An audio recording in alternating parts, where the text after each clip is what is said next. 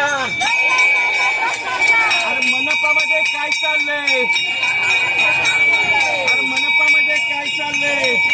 महानगरपालिकेमध्ये agency नियुक्तीच्या नावाखाली एक जनतेच्या पैशाची लूट सुरू आहे आणि ही संपूर्ण अधिकारी आणि कंत्राटदार यांच्या संगनमतानं हा खूप मोठा घोटाळा सुरू आहे आणि या आयुक्तांना वास्तविक पाहता या संदर्भात कामगारांचं हित लक्षात घेऊन तात्काळ धोरणात्मक निर्णय घेऊन या कामगारांच्या हाताला काम देणं आणि त्याचबरोबर या लोकांचा पगार काढणं सहज शक्य आहे।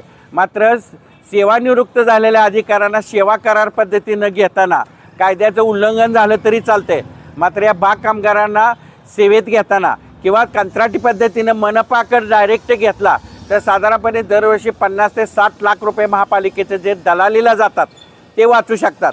पण आयुक्त साहेबांनी या संदर्भात सत्वर निर्णय घेणं अपेक्षित आहे।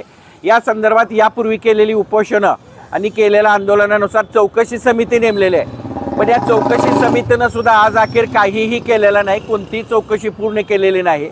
त्यामुळे अधिकारीच या कंत्राटदाराला पाठीशी घालतात।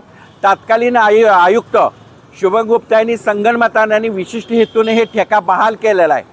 त्याचबरोबर या कंत्राटदारानं अगोदर कामगारांची पगार अदा केल्यानंतर मग बिल निघणं अपेक्षित होतं, पण महापालिकेच्या हुशार अधिकाऱ्यांनी या कामगारांची बेकायदेशीरपणे पगार न होताच कंत्राटदाराला मात्र अगोदर बिल काढून मोठा घोटाळा झाला आहे।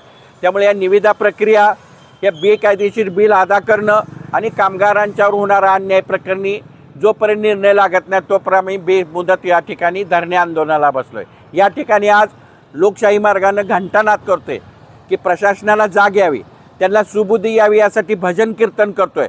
पण ह्या पद्धतीनं आम्हाला न्याय मिळाला पाहिजे आणि नाही मिळाला तर हे आंदोलन आणखी तीव्र करण्यात येईल आणि आवश्यकतेनुसार आम्हाला कृष्णा नदीमध्ये जलसमाधी घ्यावी लागेल तरी आम्ही सर्वजण एक दिलानं हसत ही या ठिकाणी बाबासाहेबांना आम्ही अभिवादन करून आम्हाला माफ करा म्हणलं। तुम्ही जी लोकशाही आमच्या हातात दिलेली, आमची सेवा करण्यासाठी वर्ग 1 ते वर्ग 4चे अधिकारी नोकर दिले, त्या नोकरांच्याकडून आम्ही कारभार करून घेण्यासाठी कमी पडलो, म्हणून या ठिकाणी बाबासाहेबांना सुद्धा माफ करा म्हणून आम्ही त्यांची माफी मागत आहोत।